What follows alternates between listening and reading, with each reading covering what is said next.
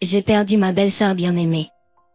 Je suis toujours incrédule et j'ai assisté à ses funérailles, où mon beau-frère a dit quelque chose de choquant pendant son éloge funèbre. Le domicile et les actifs que ma femme et moi avions prévu de partager seront maintenant utilisés pour ma prochaine femme et ma famille. Je suis sûr que ma défunte femme le voudrait. Confus, je me suis rendu compte que quelque chose n'allait pas et je suis sorti de le funérailles, toujours vêtu de mon deuil. 30 minutes plus tard, j'ai trouvé quelque chose d'incroyable là. Maison de mes parents. Je m'appelle Thomasine. J'ai 30 ans et je suis célibataire. Je travaille comme illustratrice. Je vis seule, mais c'est la maison où j'ai grandi. Mes deux parents sont décédés quand j'étais jeune. La seule famille que j'ai est mon frère, Timothy, qui vit seul dans la ville voisine. Mais nous n'avons jamais vraiment accroché. Tu es tellement stupide et maladroit, c'est gênant de t'avoir à mes côtés. Ne me parle pas en public. Timothy a toujours été intelligent et rusé. Il a l'habitude de me harceler, qui n'avait pas particulièrement de talents autres que le dessin. Maintenant, il travaille pour une grande entreprise et gagne un salaire élevé. Il se moque de moi chaque fois que nous. Mythe. Pourquoi essaies-tu toujours d'être illustratrice sans talent?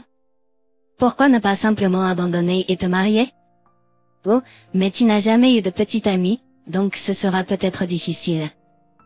Pour toi, ah. J'ai entendu ce genre de choses de sa part à maintes reprises.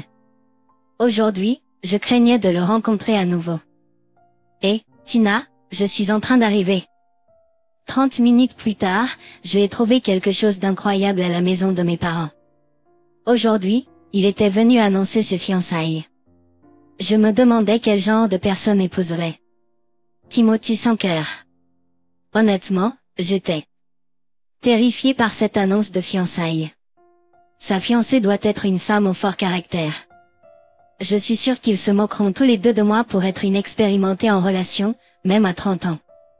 J'ai réfléchi encore et encore. Bonjour, ravi de vous rencontrer. Je m'appelle Jenny. La femme qui m'a accueillie à l'entrée était habillée modestement mais avait un comportement agréable. Pas ce à quoi je m'attendais, mais je ne peux pas baisser ma garde. Ah, désolé. S'il vous plaît. Entrez. Nous nous sommes fait une légère accolade et Jenny. Voici Jenny. C'est une enseignante en école élémentaire. Sa famille possède cette célèbre boulangerie à proximité, vous la connaissez, n'est-ce pas? Voici Jenny. C'est une enseignante en école élémentaire. Sa famille possède cette célèbre boulangerie à proximité, vous la connaissez, n'est-ce pas? Bien sûr, c'est un endroit bien connu. J'étais abasourdi. C'est une vraie dame. Mais sa gentillesse semble innée, pas juste le résultat d'une bonne éducation. Juste parler avec elle m'a fait l'impression d'un nettoyage. Timothy, qui était si froid, semblait plus doux à côté de Jenny, et il était beaucoup plus gentil avec moi qu'avant. Je le pense sincèrement, sans flatterie. Nous nous sommes rencontrés grâce à une introduction d'un ami. C'est moi qui ai pris de l'intérêt pour lui en premier. Il ressemblait à un acteur que je trouve séduisant. Jenny a parlé avec entrain, mais en observant les deux, j'ai senti que cela pourrait être l'inverse. Je pouvais imaginer Timothée qui poursuivait agressivement Jenny, captivé par son aura. Donc, mon appartement actuel est trop petit pour que nous vivions tous les deux après notre mariage. Nous envisageons de déménager ici. La cuisine est entièrement équipée, et nous pouvons commencer notre vie ensemble tout de suite. 7. Endroit est trop grand pour que tu vives seul de toute façon. Quoi? Ne décide pas tout seul, ai-je pensé.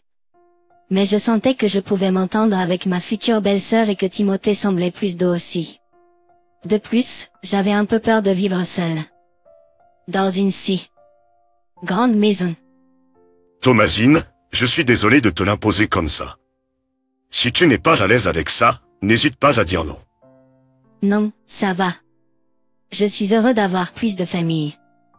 Jenny, Timothée, j'ai rédigé l'ardoise de bienvenue.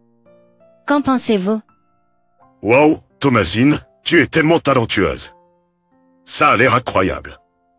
Tu es vraiment bonne dans ce domaine, ce n'est pas étonnant que tu sois un pro. Je travaillais sur une ardoise de bienvenue pour le mariage de Timothée et Jenny, prévu dans 4 mois plus tard. Quelques mois après notre cohabitation, qui avait commencé à l'insistance forte de Timothée, il était déjà légalement marié. J'avais été anxieux à l'idée de vivre ensemble si soudainement, mais Jenny était vraiment gentille et me traitait comme un membre important de la famille. Nous sommes devenus proches comme de vraies sœurs en un rien de temps. Je le pensais vraiment, sans flatterie. Jenny a parlé avec entrain, mais en observant les deux, j'ai senti que cela pourrait être l'inverse. Je pouvais imaginer Timothée qui poursuivait agressivement Jenny, captivé par son aura. Donc, mon appartement actuel est trop petit pour que nous vivions tous les deux après notre mariage. Nous envisageons de déménager ici. La cuisine est entièrement équipée, et nous pouvons commencer notre vie ensemble tout de suite. 7. Endroit est trop grand pour que tu vives seul de toute façon. Quoi? Ne décide pas tout seul, ai-je pensé. Mais je sentais que je pouvais m'entendre avec ma future belle-sœur et que Timothée semblait plus doux aussi. De plus, j'avais un peu peur de vivre seule dans une si grande maison. Thomasine, je suis désolé de te l'imposer comme ça. Si tu n'es pas à l'aise avec ça, n'hésite pas à dire non. Non, ce n'est pas grave. Je suis heureux d'avoir plus de famille. Jenny, Timothée, j'ai rédigé l'ardoise de bienvenue. Qu'en pensez-vous? Waouh, Tina, tu es tellement talentueuse. Ça a l'air incroyable. Vous êtes vraiment doué pour cela, pas étonnant que vous soyez un pro. J'étais en train de travailler sur des illustrations dans mon atelier du premier étage, j'ai entendu un cri et un bruit fort venant de l'escalier. Quel était ce bruit? Jenny, êtes-vous OK? Zénu. Hey, Zénu. Je me suis précipitée à l'escalier et j'ai trouvé Jenny affalée en bas, serrant sa jambe et gémissant. Serrant sa jambe et gémissant, Jeannette est tombée dans les escaliers. Tina, appelle une ambulance, vite. Jeannette, accroche-toi. Si quelque chose t'arrive, je... Des larmes coulaient sur le visage de Timothée. C'était la première fois que je le voyais pleurer. C'était la première fois que je le voyais pleurer. Même Timothée a une part d'humanité, je me suis dit en appelant une ambulance. L'os est fracturé. Elle sera dans un plâtre pendant environ 1 mois, mais elle devrait pouvoir quitter l'hôpital dans 1 semaine ou 2. Dieu merci, ce n'est pas grave. Mais qu'est-il arrivé? Pourquoi êtes-vous tombé dans les escaliers soudainement? Je suppose que je n'y pensais pas. D'accord, je dois me préparer pour le travail demain, alors je rentre à la maison. Je vous rendrai visite à nouveau. Oui, il a pleuré tout le chemin dans l'ambulance. C'était en fait gênant. Jeannette a dit, riant timidement. Nous nous sommes regardés et avons ri. A posteriori, j'aurais dû accorder plus d'attention à la légère gêne que je ressentais à ce moment-là. Je ne le regrette pas assez. 1 semaine plus tard, Jeannette a été libérée de l'hôpital. Bienvenue à la maison. Ne vous inquiétez pas pour les corvées, je m'en occuperai pendant un moment. Merci. Juste à ce moment, j'ai remarqué une ombre traverser le visage de Jeannette. Quelque chose ne va pas? Ai-je demandé. Revenant à elle-même, Jeannette a rapidement remis son sourire gentil habituel et a dit. Ce soir, j'ai préparé un dîner axé sur les plats préférés de Jeannette pour célébrer sa sortie de l'hôpital.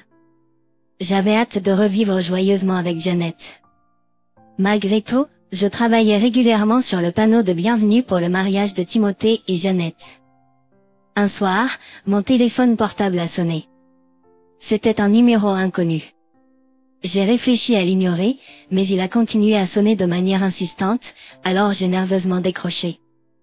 Nous sommes désolés de vous informer que Jeannette a été identifiée comme la victime d'un accident de la circulation mortelle. Pourquoi? Comment cela a-t-il pu arriver à Jeannette? Elle utilisait des béquilles et n'a pas pu sortir de la route à temps lorsqu'elle est tombée sur la route. C'est malheureux. L'agent a dit. Lentement. Voyant le corps sans vie de Jeannette dans la salle de refroidissement de l'hôpital, j'ai été dévastée. J'aurais dû lui donner un tour. Jeannette, pourquoi cela s'est-il produit? Jeannette, ce n'est pas possible. Timothée était également Aussi. Timothée était également complètement épuisé. En voyant leur relation aimante, il m'a semblé que mon cœur se déchirait. Bien que ce soit difficile à accepter la perte soudaine, la cérémonie funéraire ne pouvait pas être retardée et se déroulait solennellement sous la direction de la maison funéraire. Bien sûr, Timothée s'est occupé de la cérémonie. Ses yeux remplis de larmes lors du discours étaient difficiles à regarder. Elle était une femme gentille et joyeuse. Nous n'avions même pas eu notre mariage, et je regrette de ne pas l'avoir vue dans sa robe de mariée. Nous avions prévu de construire une maison près de la maison de ses parents, et nous avions même préparé le terrain. Je vais utiliser ce terrain et ses biens pour une nouvelle famille à l'avenir. Je suis sûr que c'est ce qu'elle aurait voulu. Ça. La dernière partie de son discours a attiré mon attention. Que veut-il dire? Je me souviens d'une conversation que j'ai eue avec Janet alors qu'elle était à l'hôpital. Timothée était vraiment bouleversé lorsque tu t'es blessé, Jeannette. C'était la première fois que je le voyais pleurer. Je me demande ce qu'il ferait si je mourais.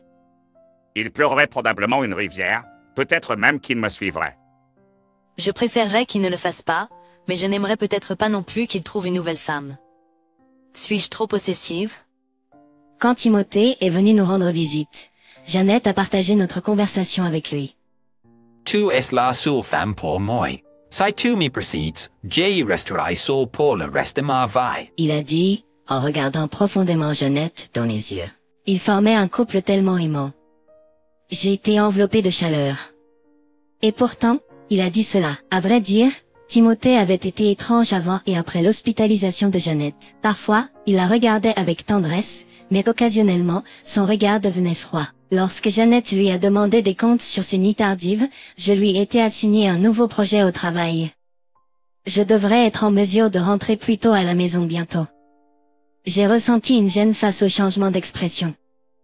Je me souviens également d'avoir entendu une conversation entre Timothée et Janet concernant la construction d'une nouvelle maison. Assure-toi que le terrain soit aux deux noms. C'est une propriété commune puisque nous vivons ensemble. Mais la terre appartient à mes parents, et le conseiller fiscal a dit qu'il serait moins cher de la garder à mon nom. Peu importe une petite somme de taxes de cadeau. C'est naturel de l'avoir aux deux noms, non? Le visage de Timothée en essayant de la convaincre ressemblait beaucoup à ce qu'il avait l'habitude de faire en me regardant de haut, et cela m'a donné des frissons. Cela a pris environ 30 minutes du lieu de la cérémonie funéraire à la maison de mes parents. Ne voulant pas perdre de temps à ailer un taxi, je me suis mis à courir en vêtements de deuil, me remémorant mes conversations avec Janet. Ne voulant pas perdre de temps, je me suis mis à courir en vêtements de deuil, me remémorant mes conversations avec Janet. Il y a seulement 2 ou 3 jours, Janet, qui ne perdait jamais son sourire doux, avait l'air extraordinairement solennel. Si quelque chose m'arrive, je veux que tu cherches une boîte que j'ai cachée sous le lit. Sous le lit, sous le lit, sous le lit. Je me répétais cela en courant. Lorsque j'ai atteint la maison de mes parents, je me suis précipitée dans les escaliers. Comme il y avait des chambres supplémentaires, Timothée et Janet avaient chacun la leur. Janet et moi avions partagé de nombreuses conversations dans cette chambre. Submergée par les souvenirs récents, je cherchais sous le lit de Janet et je l'ai trouvé, une boîte à chaussures avec quelque chose à l'intérieur. Le contenu était quelques photos et un petit appareil. Les photos montraient Timothée marchant côte à côte avec une femme clinquante. L'une d'entre elles les montrait même entrer dans un hôtel. Il était clair que ces photos montraient Timothée en train de tromper. Avec des mains tremblantes, j'ai appuyé sur ce qui ressemblait au bouton de lecture de l'appareil minuscule. Une voix qui ressemblait à celle de Timothée est sortie. Il semblait s'agir d'un enregistreur vocal. Donc, j'ai fait en sorte que tous les actifs soient à moi. Le divorce serait salissant si les choses se compliquaient. La façon la plus fiable d'obtenir l'argent est de s'en débarrasser. Tu es un tel mauvais homme, à penser de telles choses en tant que jeune marié. Être méchant me convient mieux. J'ai approché pour ses actifs, mais elle m'a déséquilibré. Je suis plus à l'aise avec une femme comme toi. La voix aiguë de la femme avec qui il trompait s'est mélangée au rire de Timothée. Il semblait qu'ils étaient dans une voiture, et je pouvais à peine entendre le moteur tourner. Le sourire doux de Jeannette et nos souvenirs partagés me sont revenus, et je n'ai pas pu arrêter les larmes. Pourquoi Jeannette a-t-elle dû traverser cela? Essuyant mes larmes, j'ai sorti mon téléphone portable. Allô? Est-ce la policier? J'ai vu Timothée être conduit, encadré par 2 hommes robustes, probablement des détectives. Nos regards se sont croisés, et Timothée a froncé les sourcils. Tu es derrière tout ça, n'est-ce pas? Tu es stupide mais tu as de bons instincts. Cela faisait longtemps que Timothée ne m'avait pas offensé. Il était toujours comme ça. Le Timothée qui était avec Jeannette semblait être une personne différente. Dis-moi une chose. As-tu épousé Jeannette uniquement pour ses actifs? Timothée s'est soudainement arrêté. J'ai attendu, mais aucune parole n'est venue de lui. Il a été conduit dans une voiture. D'autres preuves ont été saisies par la suite par l'enquête du policier, telles que des notes détaillant ses plans dans le journal intime de Timothée. Il a été révélé qu'une importante police d'assurance vie avait récemment été souscrite sur Jeannette. Des notes détaillant ses plans ont été trouvées dans le journal intime de Timothée, et il a été révélé qu'une importante police d'assurance vie avait récemment été souscrite sur Jeannette.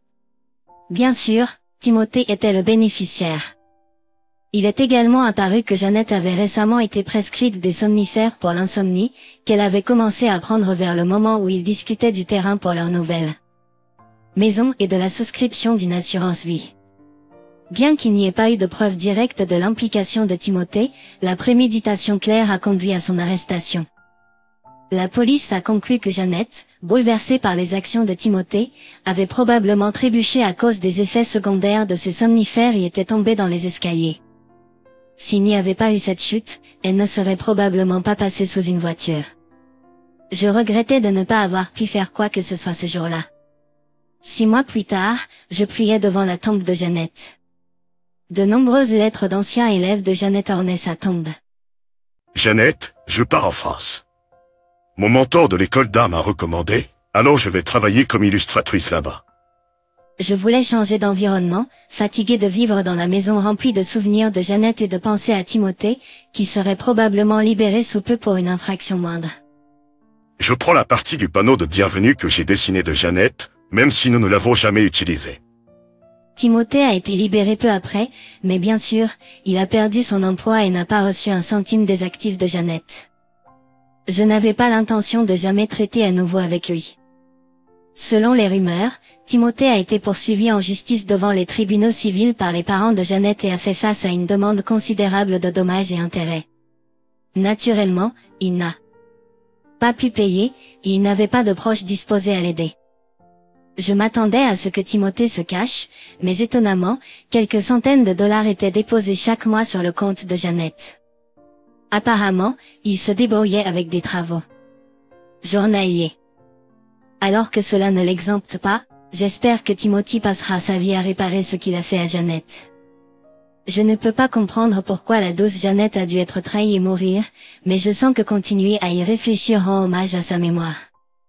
En France, je me suis plongée dans mon travail pour oublier la tristesse. Mes efforts ont été reconnus et j'ai eu l'occasion d'organiser une petite exposition solo. J'ai également exposé la partie du panneau d'accueil présentant Jeannette. Est-ce que vous l'avez pas? C'est une œuvre merveilleuse. Elle est remplie de gentillesse et d'amour. J'en suis ému. Merci. J'ai pas quelqu'un de très cher pour moi dans cette œuvre, alors c'est agréable de l'entendre dire. À l'exposition, un homme étranger s'est approché de moi. Peut-être sentant la profondeur derrière mes mots, l'homme a dit, « Est-ce que vous voudriez partager l'histoire derrière cela ?» Cette conversation a été le début. L'homme et moi avons commencé à sortir ensemble, et récemment, nous nous sommes mariés.